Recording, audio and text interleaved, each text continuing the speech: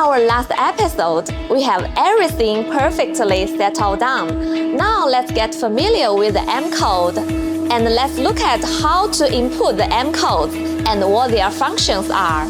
Now we need to press MD8 button and then input the M-code.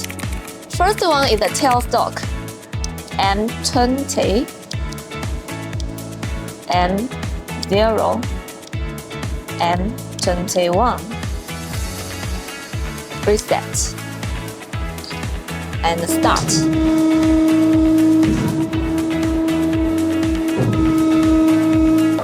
Every time before we get started, we have to go to the main page firstly.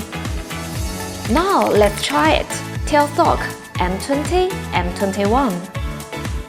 Spindle L blow M26, M27. Supporting rack M24, M25.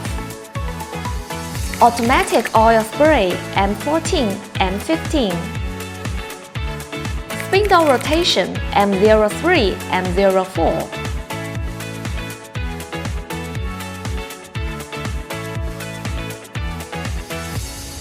Meanwhile, these functions can be realized by pressing the buttons.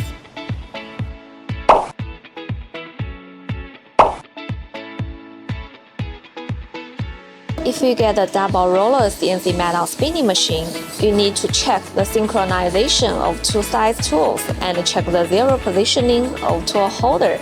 As it might take 1 hour to do the above steps, we will not show in this video. We will provide more information and video instructions along with the machine. I think that's all for today. I'm a little bit nervous because I'm going to ask my engineer for the completed program and then make my first spinning sample.